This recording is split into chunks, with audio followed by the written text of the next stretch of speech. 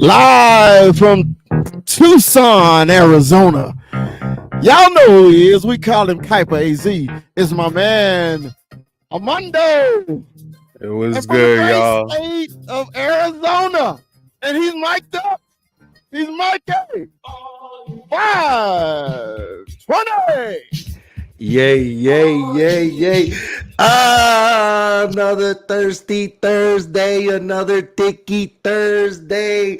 Friends, sports fans, lend us your ears. It's another Thursday with Papa's Mondo 21, 11, or whatever, 55, but they call him Kuiper AZ with his crystal ball. How are you doing, mijo? How is your week going? How is everything? Everything's going great. Excited for training camp. Can't wait for the rookies to show who they are. Yeah, your rookies. Are you? Well, we'll get into if you're happy or not. But first of all, how are you feeling? We are a relatable podcast. We're a family podcast, and I want to know, how is your mindset? How are you feeling about yourself? Are you feeling good? Now I'm feeling real good. I got making a couple Mother Day presents. Got to appreciate our moms. Give them as much love as possible. That's coming up. Make sure you guys show your moms as much love as possible. Yes, sir. Yes, sir. You are a mama's boy, and I am a mama's boy. I can't front on that. So if you ain't done it, do it. And you know what? This is advice to all you kids. If you're listening to Mondo, I used to say, if you ain't got no money, make it. Because mama will remember that. But I remember he was in a bit of a pickle when he was little.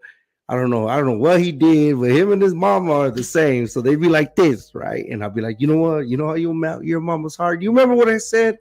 You remember what I told you? What to do and what to make. You remember? No, what oh, man, that sucks. I told him, tell her, write a letter to her, make her a construction board, something from the heart, like a heart, whatever, because he's very artistic. But I told him, write something, write how much you really appreciate her, write how much she means to you, write a letter to her like it was going to be the last day you saw her. And you know what he did? And yes, it was great and it was emotional. But I really truly recommend that, even if, guys my age, I am very, very fortunate to have my mother in my life. And I thank the Lord,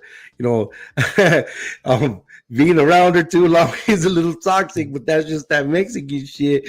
But we love our mamas. There's no disrespect, but we are truly blessed to have your mama. So that's 1 week away. And we're Mexican, right? What does that mean when you're Mexican in the United States, Mondo? Yeah, two Mother's Days. Say that again. 2 Mother's Days. It's crazy. So Mexican Mother's Day is on the 10th. It's not on the second or the first Sunday of the month. It's usually the 10th. Or is it the second Sunday of the month? See, shoot. Yeah. See, they get 2. So they get the second Sunday of May, which is American Mother's Day, and then they get the 10th no matter what. No matter what. So my mom does the buffet. So she usually gets her Chinese buffet, and then she gets her Sunday morning, and they double dip. And then they get that frowny McFrowny face when that fucking day lands on the same day and they only get one, right? And that's like once every 6 years where they get that one. And they're not too happy, but it is what it is. But you know what?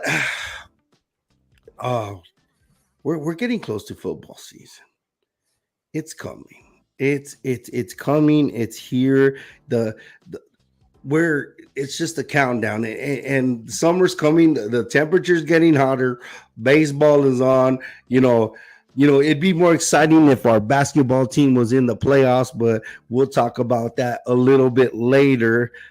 Speaking about Mom and the Broom, getting broom. So today, we'll touch on the draft, giving our own little grades. What was interesting of our drafts. I'm going to talk about my Cowboys draft, and then the interesting news that came out today, and then Mondo will elaborate on his bird gang.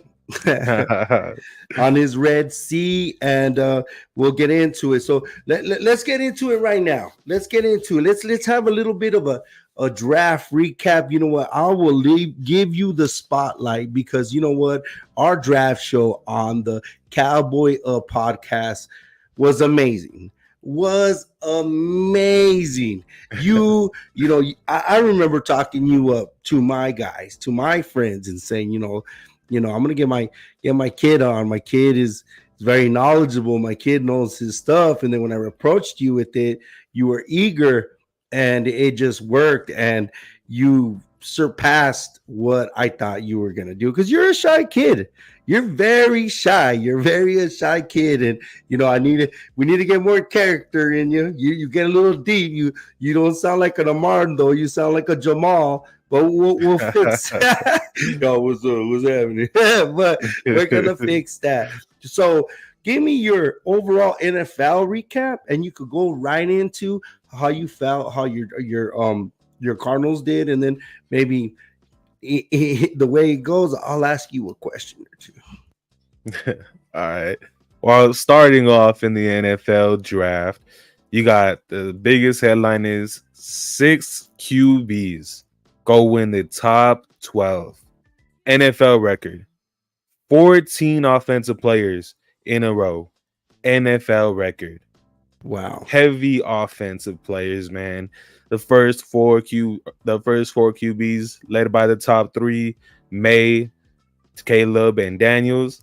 Then you got Penix going to the Atlanta Falcons. Whoa.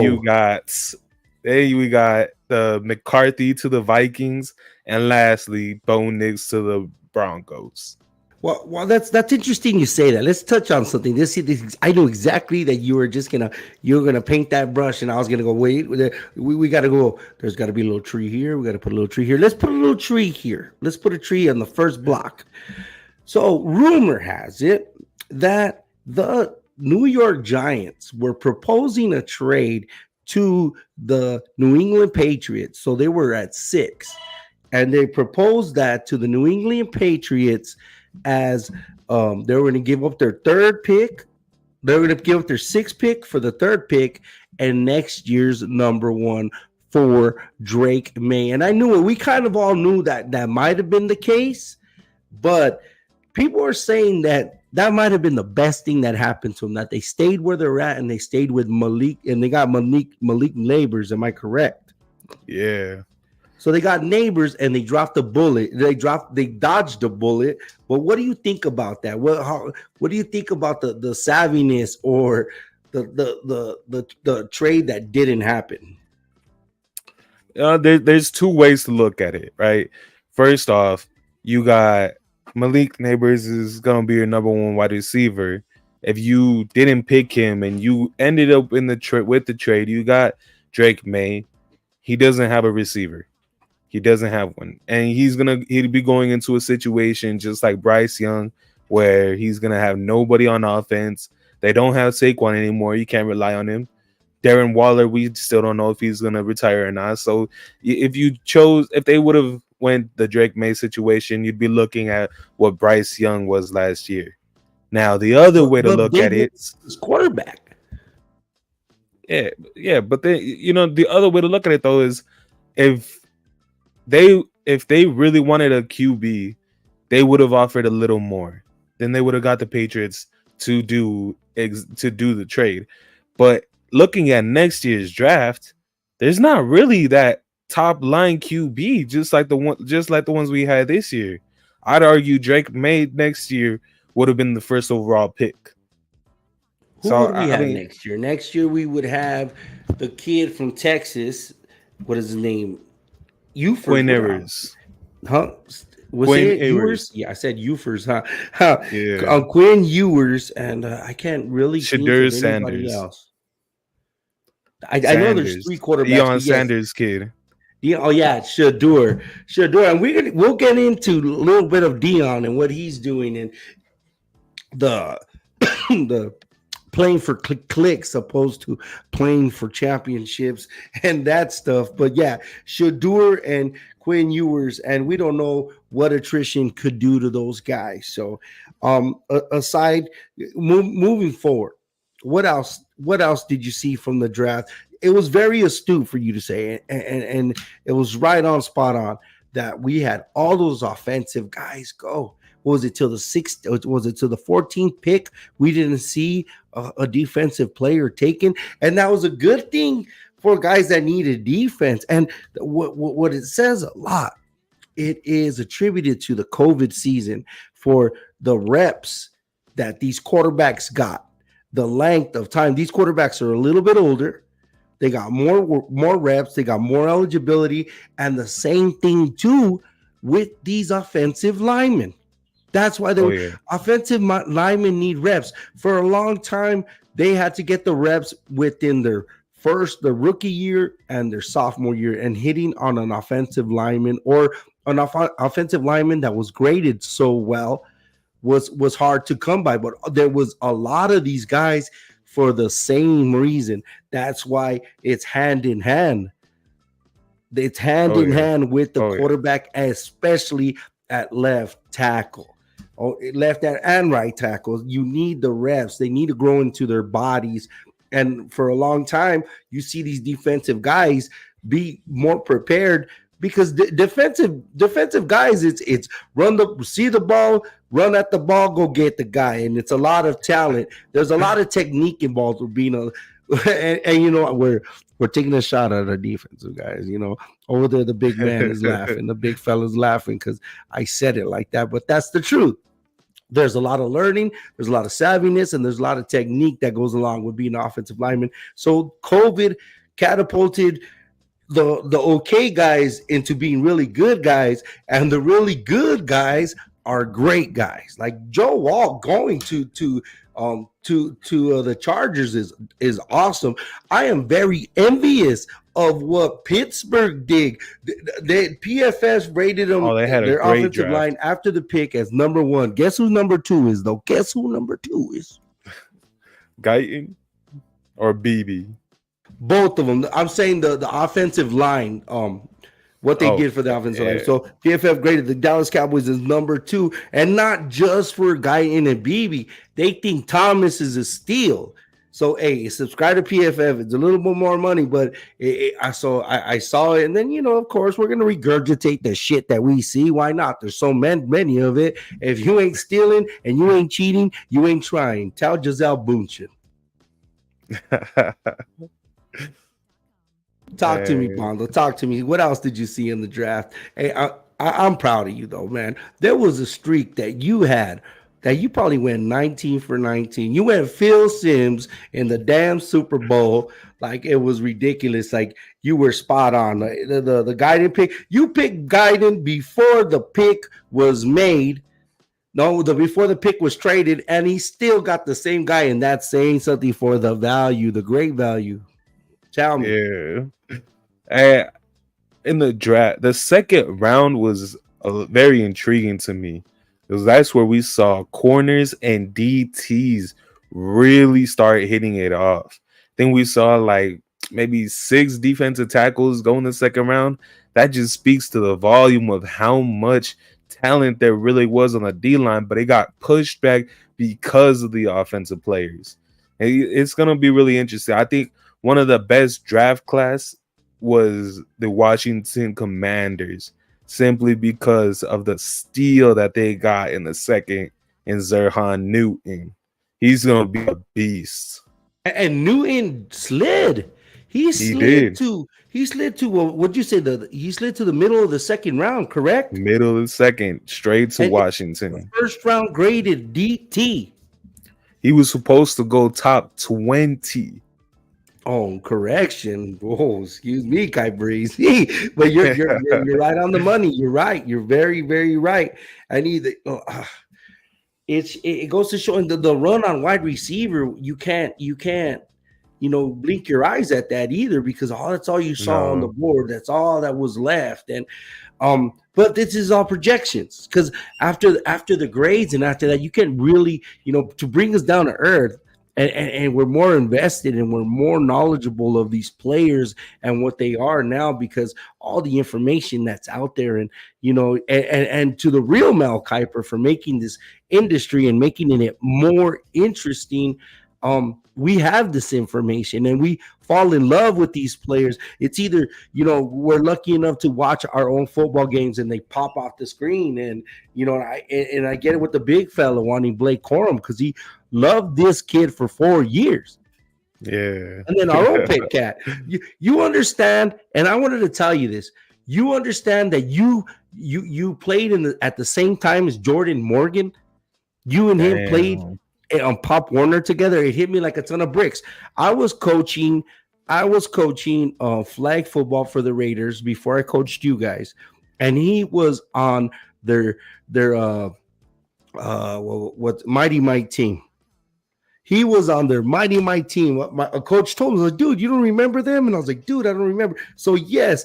And then he played for the Redskins, which is my Pop Warner alma mater. Yes, and they're still the Redskins. They haven't changed them. They're right next to the reservation. They don't have a problem with that name at all. They're still the Redskins.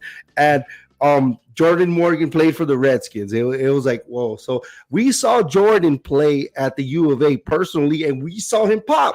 We saw this kid pop, and there was no personal stake. I only got personal stake after the fact. We just knew this kid was going to be that, and he's as old as you, kid. You guys played probably against each other, and you don't even know that. Man. So anyway, sorry for bringing you down to earth. So with the Penix pick, right? That's the big controversy. That's the big whoa, like the stupidity. A lot of people saying it's stupidity. Why would you invest in $100 million quarterback with all this money guaranteed if you were going to make that move? And it's kind of like it's a redundant move, because you get these young quarterbacks to have this space with your salary cap. So you do exactly not what the Niners are doing, but something like the Niners. Hey, what's up, corner? How you doing? Read what Niner what corner put. We already have a little person at running back. Corum would have been a horrible pick. Oh, I understand that, but I was getting that to the darlings, the guys you fall in love with, and I get it, because all right, it's an inside joke, Mondo, but I call our other little person the Pomeranian, Deuce Vaughn. I call him the Pomeranian, and he would have been the little pincher, the miniature pincher, or Scrappy Doo, or something to that effect. That's what I would have did, just to get on Chris's nerves for a second. But tell me what the Cardinals did. Tell me what you like about what the Cardinals did. Tell me about your favorite picks and your not so favorite pick. I loved what the Cardinals did, man. They plugged in basically every hole that they had. They drafted for positional need, but for value in their eyes too. They got a steal in my eyes in Max Melton. He's a great press and physical corner. Loves to tackle, loves to hit. I love the Darius Robinson pick. He's a 3-4 defensive end. He's gonna play on the interior for us. He's a power beast. He loves to be physical, loves to go hit somebody. And he's so technical with his work. But the pick I didn't really like. I love the player, but I did not like our tight end in the 3rd round. I didn't like that pick at all. I thought it was a reach. We could have used that for maybe a center, some other position, but it's whatever. He's gonna turn into a hometown favorite for the Cardinals. I think really we plugged in all the holes, and we're building a really young roster. No, yeah, exactly, and you got a you couldn't miss with Harrison Jr. and him and Kyler and what you guys are building. Your GM seems to know what he's doing. You know, Steve Keim hit and he got lucky with Kyler because he Man, went two. He got lucky by having two. 1 out of 8 first rounders. Yeah, exactly. So, yeah, and Steve Kine just knew had pictures of Michael Bidwell, and Michael Bidwell just got a hold of those pictures and then fired him. Um, with me with the Cowboys, I loved it. I loved it. I loved it. I know we didn't get the running back. I understand we didn't get that running back, but the move for no in the first round to move back, that's something that we've been talking about. We talked about in our pre-draft show that I wanted them to do. And they got the good deal, and they made the deal with, yes, maybe they're gonna see the Lions in the future, but it's not immediately in our division. Yes, it's in our conference, but at the end, the Lions will do Lions things, and I'm not worried about it too much, like so. They, and like you said, you predicted Guyton, and he was still there on the board. Plus, we got that extra pick. A lot of people are killing the Leland pick, and I think about it, and we need the bodies on the defense, and he was rated as, some had him as a late number one, early number two. For where we got him, it was a good pick. It was a good pick, and it's what we need. We're gonna say a bye eventually to Tank Lawrence, and we need his style. We need a run stopper. Tank Lawrence. You could say what you want, but he's one of the best run stopping ends. He sets the edge and he stops the run. Considering our team doesn't stop the run for shit. Maybe he got tired. Maybe his legs were tired because he was the only one fucking trying to run. And instead of rushing the passer, he should have said, I was tired because I was the only motherfucker at work. That's why. So, yeah, fuck yeah.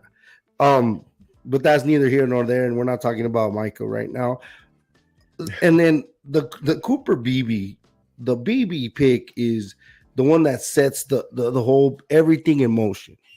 Everything in motion, and it solidifies our line, because you need a line to block for any running back. And I thought about it. Yes, we had a good line, and yes, I don't want to think about 2015 too much, but in 2015 we had a good line. We had a great line, and Darren McFadden ran for 1,200 yards.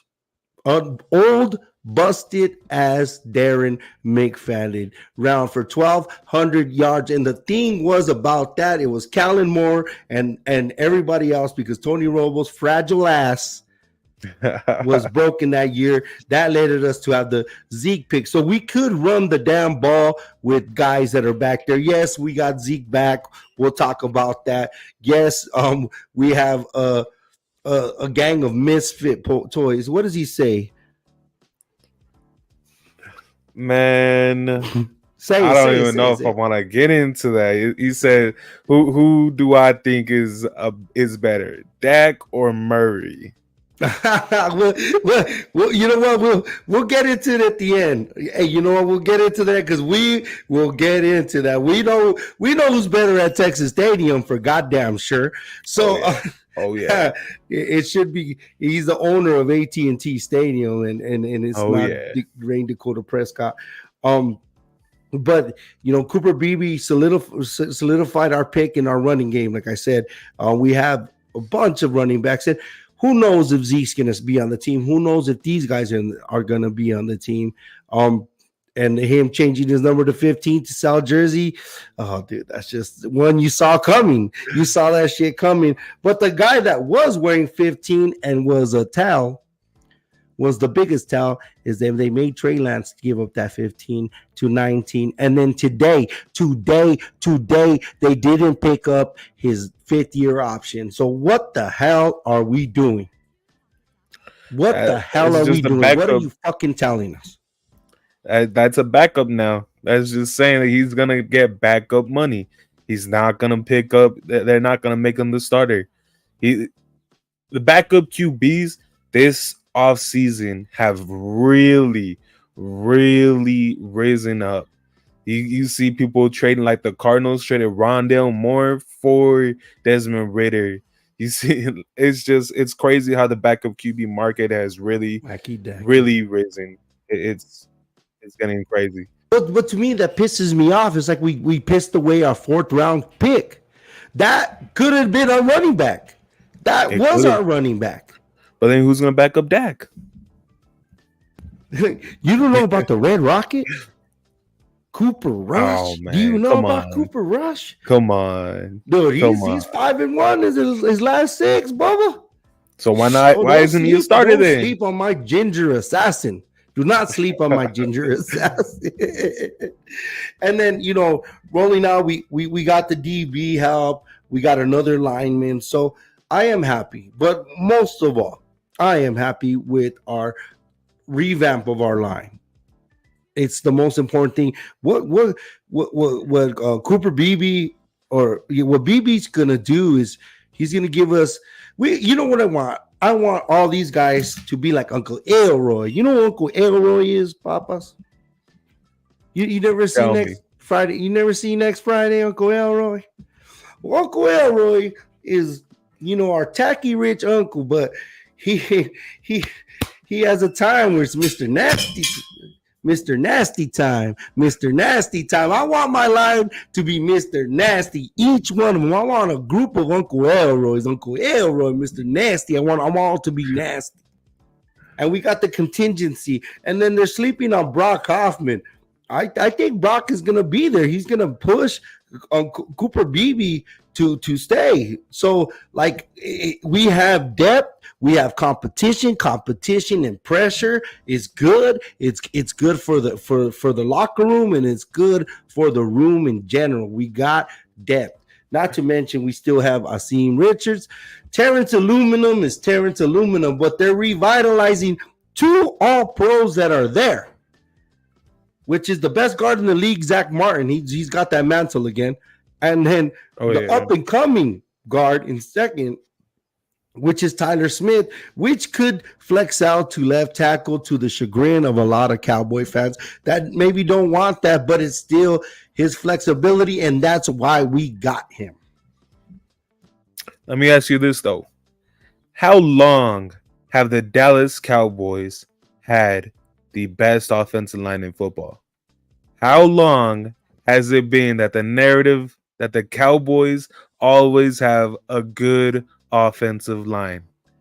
And how long has it been since you guys haven't won past the recent points, you could say that the Eagles have had the best offensive line. Last year, it was Detroit's offensive line. 3 years back, it was Cleveland's offensive line. The Cowboys' offensive line hasn't been at full strength since we lost Travis Frederick to Guillain-Barré syndrome. What was that? Prior to the 2019 season. So they had the run from 2014 to, I'll say 2000. It's a 4-year run to 2018, and then in that run, 2014, right? They went 3-13 with Tony Romo in 2013, which was Romo's best year, and then 2015 he got hurt, and that's where that year that Darren McFadden, and a bunch of different running backs. They let DeMarco Murray go to the Eagles, so they had Darren McFadden. Joseph Randall was fast, but I always say he messed that up by going to the department store and stealing a G-string. And then he was stealing cologne, but I just say, what the fuck is he doing? He's a professional athlete. So they cut his ass. And then what did we have? We had Darren McFadden and then, like I said, in 15 to 13 games, he got 1,200 yards or 1,100 yards. It was over 1,000. But it matters if you have a good offensive line. And Darren McFadden wasn't Darren McFadden anymore. That was the last team he played on. The next year he was cut, and that was the last we saw of Darren McFadden. And the year after that was 2016, and you saw what they did with Ezekiel Elliott and Dak Prescott. They rolled that, and it was magical. And then fucking Aaron Rodgers did. And then the year after that was Ezekiel Elliott's a suspension year, and then we found out that Dak came down to earth and he had no pocket presence, and so on and so on. So they haven't had the best offensive line since 2018 because you forget Tyron Smith wasn't Mr. Reliable either. So I understand what you mean by what you're saying, but this is a 3.0 revamp of it with guys like Cooper Beebe. Dude, Tyler Smith is a revelation. So that's enough with our draft, okay? And what we think of our team. What would you say your grade is for your team? A minus, an A minus. A minus? Simply because you plugged in holes, you drafted talent, you got the best wide receiver, but there was a couple reaches. I said, yeah, I'll just say a solid B. A solid B for BB motherfuckers. Mr. Nasty Time. Mr. Nasty Time. Let's go on to our next subject. I know this isn't just a football show. We are from Arizona. We are from Arizona. And this was embarrassing. This was embarrassing. He got his hair too, man. He got his hair cut. But what? Our son shit the bed, man. They got swept. Oh, it was horrible. Horrible. Talk to me. I think this was one of the worst years in a long time. We had our expectations all the way up here. All the way. You got KD, Bradley Beal, and Devin Booker, and they couldn't make it work. To get swept by the Wolves, who we swept during the regular season. We didn't lose to them in the regular season, and they whooped us in the playoffs. That's embarrassing. That's so embarrassing. All the promises Ishba made. Well, the thing is you had this big three, and Bradley Beal and Devin Booker. You know, I love Devin Booker. I've never loved and couldn't stand the player at the same time. I can't stand players that look for calls. But then at the same time, this kid drains everything in the mid range, and then he's a revelation, dude. KD is gonna be KD. He was a consistent bucket, and in the last game that they lost, they played good. They KD Devin scored Booker 33, dropped 47. huh? Devin Booker dropped 47 in the last game. 47, but he didn't show up in game one. No, and see, that the problem is we don't have a complete roster. They try to build in. They try to just get these big three and say, carry us all the way, play ISO ball, and get us to the championship. And that's not how basketball works. That's not how the NBA. You're not gonna beat teams like the Denver Nuggets, like the Celtics, like the Timberwolves with just saying go play ISO ball and win. We don't have a point guard, and we miss having a point guard so badly. Devin Booker of all misses a point guard. Oh, yes. And then we kind of missed DeAndre Ayton size. I think the mismatch, because you got to give the Timberwolves credit. Every time the Suns got close, it seemed like Connolly was always there to close the damn door. Even in the competitive games, this team was deep. This team was defensive oriented. You got to give credit. And the love child or the bastard child of Michael Jordan is revealing himself. Anthony Edwards is a superstar. I don't care what you say. You see that half pose with half him and half Jordan. It's like freaking dude. And that dunk to seal it, it looked like man. Jordan. He looks like a thicker Jordan. I know Kobe looked like Jordan, and I know we're probably talking out the side of our mouth because I was there. I saw it, Papas. I was a Suns fan then, and I loved when he won, and I hate when he beat us. But he was Michael fucking Jordan. I did not see Babe Ruth hit home runs. I did not see Hank Aaron hit home runs. I did not see Muhammad Ali win a championship. But thank you, God, I got to see Michael Jordan play basketball. That's what it was. But this kid, is step backs. He looks like it. It's not the whole narrative just to say that he looks like it or whatever, make excuses. But this kid, you got to give him his props. You got to give him his due. You got to give this team his due. I don't like Karl Anthony Towns. Can't stand the guy. I can't stand. What is it? Cat. Gobert? I call him Gobert. Oh, Rudy Gobert. Gobert. Gobert. Gobert. No, Gobert, just like Herbert. We America, Jack. You say one more thing about Lisa, and I'll put my foot up your royal ass. You gotta give him credit on the big boy duo though. That size killed us more than anything. Every time we tried to go small ball, they just overpowered us over and over. Every time that we tried to put in Nurkic in there, he kept getting fouls and couldn't really compete with the big boys. It was a mismatch, and we were not a complete team. It was a doom from the start.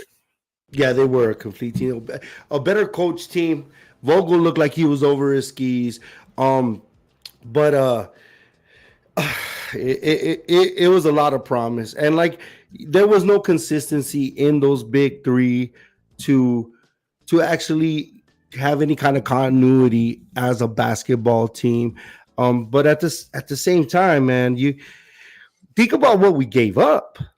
We needed the Johnsons. We needed all the guys that we lost. We needed, oh my Lord, have mercy. Bridges. I do not like DeAndre Ayton, but I could have used his body in the 6 fouls for this particular. I think this matchup killed us. It really did. We match up a little bit better with the Nuggets of all teams. And the funny thing is, we swept this team in the regular season. So I think they came in with that notion that they were going to come in and do the same thing. And this team had something to play for. The Suns shitted their silly posturepedic. It goes, I don't care. They had the sleep number on their bed was number 2. And that's why you saw everybody in the first 2 games said the Suns showed no heart whatsoever. No heart. And that's exactly because they thought that they were just gonna go in there and destroy the Timberwolves. They didn't really think about it, and they got socked in the mouth because of it. In the mouth. So what do you think they're gonna need next year? What do you think? Because listen, we don't have a first round draft pick until 2030. So what are they gonna need? Talk to me. Tell me how we save this, how we fix this. And there's a lot of rumors and murmurs because all of us, and this pisses me off. I'm happy for the Knicks. I am. But if it makes Stephen A. Smith happy, I don't fucking like it. Fuck Stephen A. Smith. But the murmurs are AD to the Knicks or Booker to the Knicks. No, Devin Booker loves Arizona. He loves Phoenix. If he was gonna stick with us his first 5 seasons where we were nothing, there's no way he doesn't leave. He leaves right now. But would you like AD or Brunson? Yeah, I think that helped Booker. But I want to get rid of Beal. I don't like Beal in this offense. I don't like Beal in this team. Lost. He looks like he's not the man. He's not adjusted. That's because we keep trying to run a 2 shooting guard system. You don't do that. That's not a winning formula. Devin Booker is a shooting guard. He's not a point guard. They keep asking him to play point guard, to be the playmaker, to make all the passes. Devin Booker's not that. Devin Booker's the give me the ball, let me work. You give me a point guard who can make those passes, who can set me up, who can be the playmaker for me. Bradley Beal does not. If I had to choose between the two, obviously we want Devin Booker. Bradley Beal really needs to go. He doesn't fit this team. KD can stay, sure, but I really miss Mikal Bridges' defense. He brought so much dog in him. Exactly. Even Payne. Even Cam Johnson. We just the bodies, but we do miss Mikal Bridges. You're on point. I'd give you a ding right now in points because it was needed, and not just his defense, his spark on the offense, and then campaign Exactly. holding the ball, distributing the ball, having that funny left-handed 3-point that he hits, but he fucking hit it. He He hit it. It was would, cool to see man. Bo a little bit. A little bit. Bobo should have got so much more time. Right? The one thing You that just need to Frank eat Vogel something. messed up on the most was rotations. His rotations in the playoffs, even in the regular season, were so atrocious. He put in the worst people at the worst time. Bobo should have got a lot more time than he did. And we relied way too much on Grayson Allen. I love the dude for his 3-point playmaking ability, but we relied too much on that too.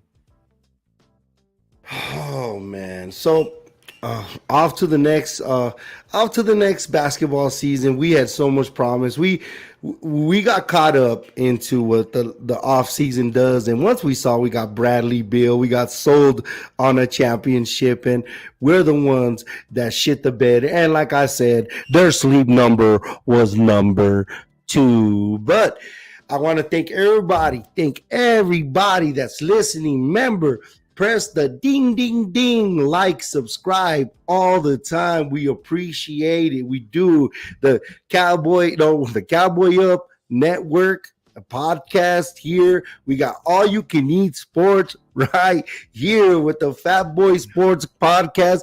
Me, Mondo, you already know. Like and subscribe. We appreciate it. But the next topic is whoa. What do you think about this, man? What do you think about this, dude? Man, so it's been reported. Giselle Bundchen, I really don't understand. Was cheating on Tom Brady for years with her trainer. Tom Brady. She was cheating on a GOAT for years with her personal trainer. And as men, this is crazy. I know we're not in the gossip, but this is sports, and this is stuff you could eat, and some things we could be relatable to. Tom.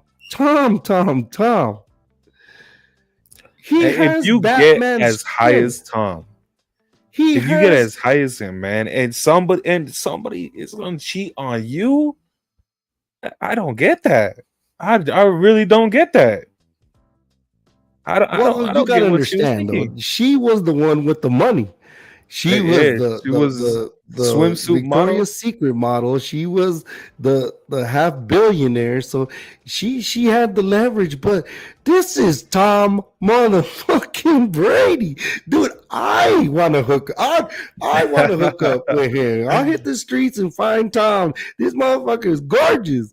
And then he got 7. Now he has by himself in his hand more Super Bowls than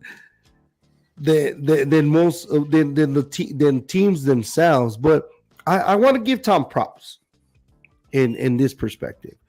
You know, divorce is hard. I know you've been a part of it. I'm not saying you've been married, but you've been a part of it, and we'll give a man perspective in this. He's conducted himself like a man, and he is to be, you know, we don't know what's happened, but publicly, because this is very, very public, and for him to hold his head high and keep going forward, and keep going forward, and not go and be petty and just be the example. Of course, he's holding his brand up, but his brand seems like his integrity. Like he must have been what he really is. You know, when you meet your superstars, and this is good for the next topic, because the superstars that we have today need to shut the fuck up, and we'll talk about that. But what Tom Brady is, he is, you know, it says don't meet your heroes or don't meet your superstars. Tom Brady seems like somebody I would want to meet just because of the way he conducts himself. I hate the man don't get it twisted. This motherfucker, you know what I mean? He was always on top, and I'm glad his last loss was to the Cowboys. But in this aspect, there's nobody feels sorry because nobody's gonna feel sorry for Tom Brady. But being the man and getting to the nuts and the bolts of it, he has conducted himself as a man, considering all that's happened. He's gone straight forward, and he owns the part of the Raiders, but you don't hear a peep out of this man. And it's a really big tell on his last season and how much it weighed on him and how much it drug him down. Hey, divorce on both sides is never easy, and we don't know what really happened. But from the looks of things, how the hell do you cheat on the chin? He has a better chin than Batman.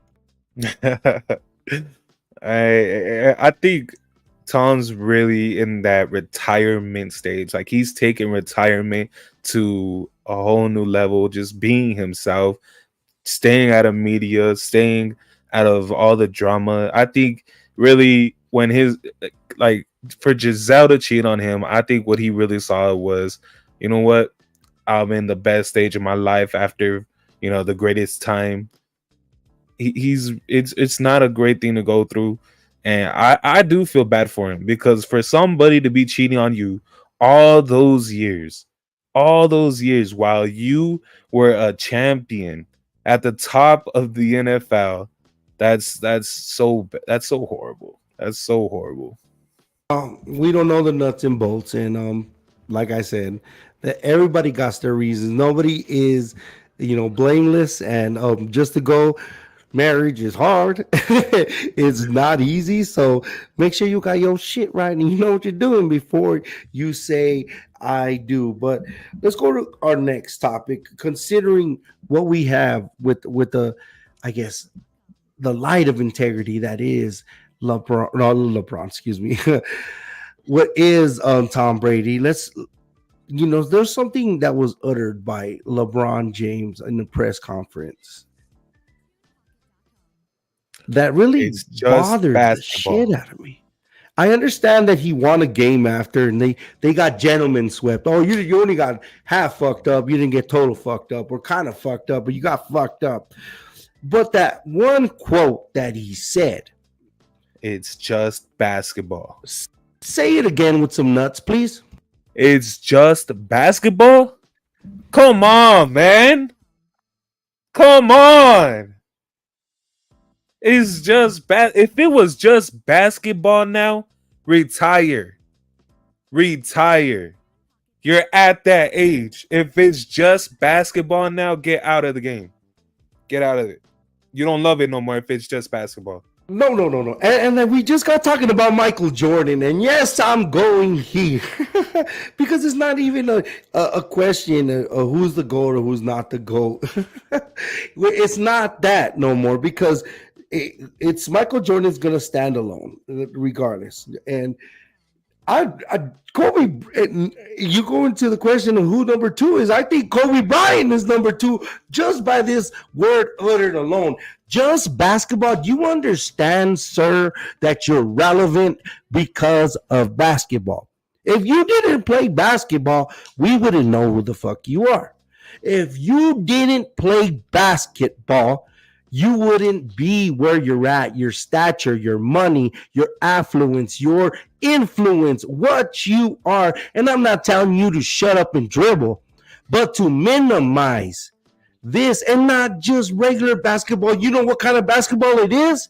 It's Laker basketball, which means something to some people. And the men like Magic Johnson, men like Kobe Bryant.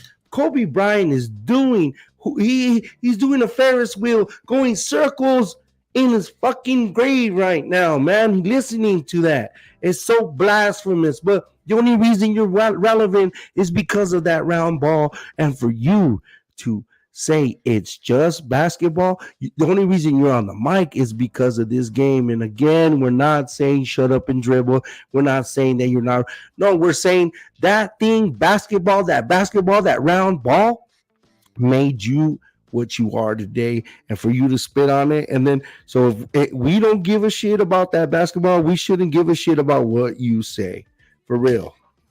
I really do think it just shows he lost love for the game. Because nobody would love for the game. Kobe Bryant would have never said it's just basketball. No, Kobe Bryant loved the game. There's a ton of players who really played the game for the love. Well, I'm gonna get and he back just to spit what on you're them. saying. Kobe Bryant died on a helicopter to where? Where was he going? To what? Basketball. A basketball game that he was taking his daughter, a team he coached. So it's just basketball. It's just basketball. So it was it dumbfounded everybody because it not just what he said, it's who he is and who he plays for.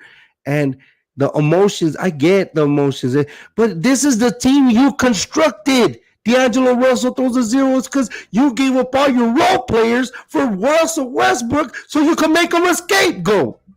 Just basketball, I swear, man. And it touched a lot of people. And yes, he won one more game. And AD got touched and broke some shit. Oh my God, dude! Like, and talking about just a whole nother thing. And going back into players being candid, like with LeBron and so. What was it? Bleacher Report has a draft every year. Michael Parsons was a part of it last year, and he was ecstatic and elated for the pick of Mozzie Smith. And it's remained to be seen what Mozzie Smith's going to be good. I'm holding out hope. I'm a Mozzie guy. We're DTs. You should be a Mozzie guy too, because it's bullshit that they're crucifying him for, his one season. But so this time around, we don't add to our defense the guys that he wants, and then he has draft envy, penis envy with the Philadelphia Eagles, and then honestly, he jerks him a little too much. I'm just gonna say it. I'm gonna say it the way it is. He jerks a little too much, and then he puts his team out, and then we get Guyton. If you're Tyler Guyton, knowing that the best player on the team, because like it or not, Michael Parsons is, probably the best player on our team. It depends what week it is. If it's week 16, he's not our best player on our team. If it's week 3, yeah, he's the best player of our team. What do you feel? What are you feeling like going into that locker room? What do you feel, or how do you feel? Like, what do you say? You really have no other option but to feel like, what the hell? What the hell? What am I getting into? Where's the leadership? Who's gonna tell Micah Parsons to shut the hell up? This dude's a Dallas Cowboy now. Like it or not, he is your brother. What the hell? I watched that podcast. Micah Parsons was on there with CJ Stroud. And he wouldn't stop talking crap to CJ Stroud. CJ was just a guest on there. And they're not even rival. They're not even division rivals. But all Michael Parsons could do was talk crap about college, about he had nothing good to say. And all I kept thinking was, who is this guy? And why do you talk? Why do you gotta be like that, man? Like, you gotta fuck up already. Damn, bro. That's worse than diva. At least a diva would come in with some sort of leadership, and he'd bring up some dude. He'd bring up his guys. He'd cry about the ball, but he'd still bring up his brothers. Michael Parsons it's weird. I don't think I've ever seen a player really dump on his own brother like that. Yeah, it was very, very, it was cringy. That's the word. Like, damn, like it doesn't look good. They're gonna mend fences. But the thing is, it's the cherry on top of the shut the fuck up Sunday already, bro. Like, yeah, we can't say, oh, Charles Haley went well. We wouldn't know that because there wasn't these outlets that my old heroes had, but I want more Larry Fitzgeralds. I want more Barry Sanders out of some dude. Even Michael Irvin. So I couldn't even say Michael Irvin would have shut the hell up. Like he was being private for other reasons. But it's just enough's enough. And this was a knock. This was a big knock on him going into the draft and picking him up. And I heard about it, but it's coming to our face full frontal. Your voice sounds like shit when you ain't winning games.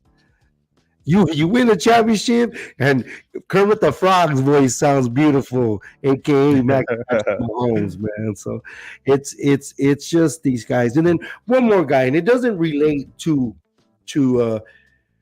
sports, but being famous in general and spouting off. Did you see? You know who AB Quintanilla is, right? So, well, we won't get into it too much because you couldn't. AB Quintanilla is Selena's brother, right? In the middle of a concert, he's shitting on the people at the concert for booing. He stops. He says words like, "This is not acceptable to paying customers." He's saying these entitled ass words, and that's what I'm getting at. The entitled ass culture that you deserve. Words like deserve are ugly words. Being blessed is a better word, but you deserve this. You know what? You're getting paid to be there. Shut the fuck up. Play the music. And you know what? Take it as an L, take it as a dub. There's a lot of people that are broke playing music, but they finish their set and they get something out of it. And he goes on this whole rant shitting on his fans, and then a day later he sees the backlash. He sees the negativity that he's brought to his brand, because he's more washed up than anything, going on the coattails of his sister, and he does this shit apology and then blames cancer and all this shit. So it's just the culture that we're in. I know we're spouting off and we have the freedom, thank God. We're America, and where we raise American flags here. And I'm not trying to get political, but there's some bullshit going on. But neither here nor there. It's just the culture of these kids, and just being able to talk, and these artists just talking out their ass and being entitled. So, man, I'm dumbfounded by it. I'm really am. So we just need LeBron to shut the fuck up and understand that he's a Laker. And for God, for all of us, he needs to just turn off his mica. He really does need to turn off his mica. And I'll say something about that Micah situation too. Like I said on the last podcast, right? The Cowboys can be going into some sort of rebuild, right? Jerry Jones has put it all on McCarthy and Dak's shoulders to do something. Otherwise, at least one of them is going to get replaced. We see over the NFL landscape superstars getting traded left and right for being divas, for not fitting the team. We just saw Stephon Diggs get traded from the Bills, and now Josh Allen has no number one receiver. Why? Because they were tired of his bullcrap. They were tired of him being a diva. If Micah don't shut the hell up, he's out. I could see him being out for the same reason. Even though he might be one of the best defensive ends in football, Stephon Diggs is one of the best wide receivers in football. Definitely. So it's not a far-fetched thing for him to be traded at all, especially if they bring in a new culture, a new head coach who hates players like Micah Parsons, as at least personality-wise. I understand that completely, and it's just we're just like I said, your voice sounds a lot sweeter when you're winning games. So this weekend is a special weekend for me and you, papas. We live by the border. Somos mexicanos. Somos mexicanos, la batalla de Puebla. This is Cinco de Mayo. And Cinco de Mayo, and this time of the year, we got a big fight. Usually, this used to be the biggest fight, the biggest draws in sports back in the day. It was the Kentucky Derby and boxing. That's what that's where all eyes were on. So this weekend we'll get the Kentucky Derby. It's always falling on Cinco de Mayo. It's going to be on May the 4th. Be with you, but Cinco de Mayo, and we got a fight.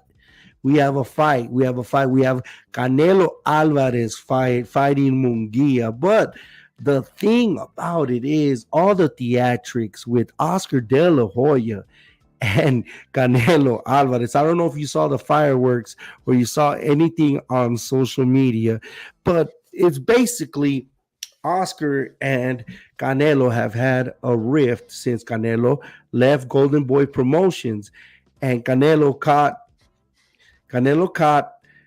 Oscar De La Hoya, withholding money and not giving him his whole purse. And then he went to lawyers, sued him, got his money, and they've had bad blood since. This is the first time they tangle in a promotion, and Golden Boy president, which is Oscar De La Hoya, comes out in the press conference and defends his name. And he runs the fucking company, right? Oscar De La Hoya. I don't know did you see any of that? No, I didn't. So Oscar De La Hoya goes off, and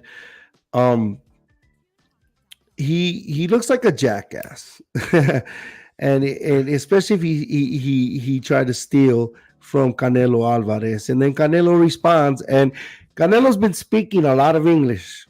This motherfucker. Pussy. Oh, there he is. Oscar defends himself from going to rehab, defends himself from stealing from Canelo, and lets him know to fucking respect his name. He went in like Birdman. I run up on y'all put respect on my name, and he did that. And that's very ballsy. But when you're the one that fucked up and you think it's okay to go and act like you're entitled to something, with somebody as cool as Canelo said the right things. Canelo said that Oscar De La Hoya is a rat, that Oscar De La Hoya is a thief, and at the same time, he's an attention whore motherfucker. He said this in Spanish, that instead of promoting his fighter, he was there getting attention, stealing attention from his fighter to fight with him. And then Canelo goes on, respects Munguia, and it's just the tradition of Cinco de Mayo that we have a Mexican fight. What are you going to be doing this weekend? Are you going to watch the fight? Yeah, I might actually. I have no idea what my plans are, but maybe put up the fight. I got to get you the codes. I don't know if you have a Fire Stick yet. I've been meaning to get you a Fire Stick. I got to get you codes so you can see it. So now I'm just gonna push forward because I know we are on YouTube TV. So I need a single camera because I have a tremendous loss. I don't know if you know, Papas, but I lost my cousin April 20th, 420. I'm sorry. Is my cousin Junior. His name was Roy Quijada. He was in a bad accident with his son. My cousin Roy was a year older than me, and growing up with somebody more or less your age, you share a bond, you share a kinship. My cousin Roy was a phenomenal baseball player. At least I thought he was way better than me. I could admit growing up, I was a little jealous of Roy. Not for the bad things, He had blue eyes, I had green eyes, so I kind of felt like, we were more related than my other cousins, because being a light-skinned Mexican gets his privileges. I ain't gonna lie, especially with green eyes. You get a lot of more love and you get a lot more attention. But I had a little jealousy towards him, not for a bad thing. It's just because he had a really good dad. He had a really good dad that taught him things and made him to what he was. And saying that, he was a really good dad. He passed away in a car accident with his 12-year-old son coming from a basketball game. I really haven't thought about it. It's been back in my mind. Like I left the oven on and I left the house, and we're gonna lay him to rest on Monday. And Junior, rest easy. You're with your mom. He lost his mom during COVID, and I know there was a void in his life. But for him and his son Joel, that they rest easy and they rest in peace, and they're with their grandma. And for my family, Cindy, Crystal, his kids, and my uncle Roy, my tia Loli, everybody that's involved. I'm truly sorry for your loss, and this is a nightmare that just I still haven't processed yet. So God be with you guys, and I just want to give my cousin his reverence, because it's okay to be sad for the people you lose, because grief is a part of loving somebody. And I know my grief is there, but right now, just prayers for my cousins and my families, because sitting in that front row at a funeral is just hits a little different. I mean, tremendously different. I'm sorry. So rest in peace, Junior. We play baseball in the sky, man. So, My ah, condolences. yeah. So this is the end. Do you have any final thoughts?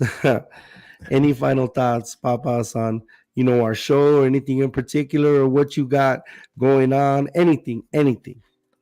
Yeah, I want to go back to that Kyler Murray versus Dak comment, man. I'll say this: Dak Prescott has he's a better pocket passer. He's better at throwing the medium routes. But as far as winning, man, there's not really a difference. At least I see. Like neither one of them has really done much in the playoffs, and I still see Kyler Murray as way more talented than Dak Prescott. Kyler Murray's been injured left and right, yeah, but Dak Prescott has had way better supporting cast, way better offensive line. I'd argue coaching way better than coaching. Kyler had Cliff Organization. Kingsbury. Cliff Kingsbury, a college coach who sucked tremendously in the NFL.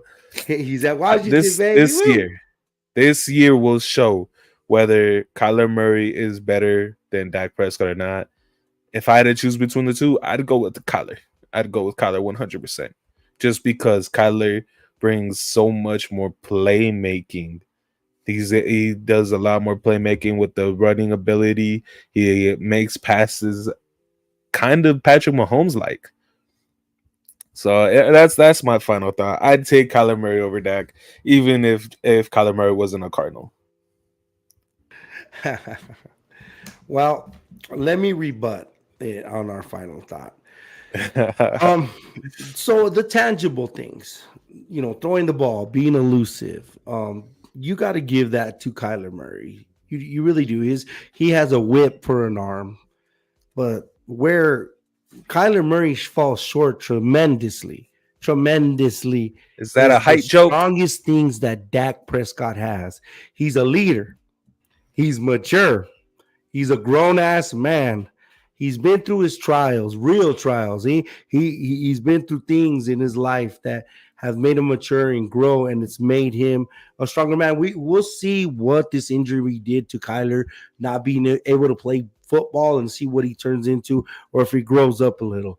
The intangibles that Dak Prescott blow what Kyler Murray has out of the water, considering all the things you hear about him playing more video games than being on his playbook, him fighting with these are things that are reported. I can only go things that are reported. And of course, Kyler Murray has wins, but who has had who has had more success in the NFL? Dak Prescott, he's had more time. Yes. Right now, Dak Prescott is better. He is second team all pro. I understand the organization problems. I understand the contract problems. I understand the Dallas Cowboys are a better organization than the Cardinals. You don't have to blink twice. I understand the Cowboys have put anything around, but you can't blame it on being born in America, you know what I mean, in America's team. So, but I'll take Dak Prescott because, yes, I love the guy. Yes, he's my quarterback, and I wish we could jumble both these guys together, and we'd have the best quarterback in the league. But that's enough for today. Remember, we're on every Thursday at the same time, 6 p.m. Mountain Standard, 7 p.m. Central. I appreciate you once again, mijo. Just remember, always know you got people that love you, and you got to go hard 100%. Thank you for tuning in to the Fat Boy Sports Podcast, all you can eat sports. And it's all a part of the Cowboy Up Network. Like, subscribe, and we got to give a super huge special thanks to our producer, Cowboy Yes, Chris. sir. Follow him because he did a phenomenal job without any prep work. We were He on really that did. Mexican time. We come when they cut the cake, and that's what we did. He did more of one of the greatest jobs. Like he made this flow, the graphics, the banners, everything. Thank you, big dog. And to next week, you already know what it is, man. Love your family, do your thing. Hey, yes, take the garbage out. Peace. Yes, sir.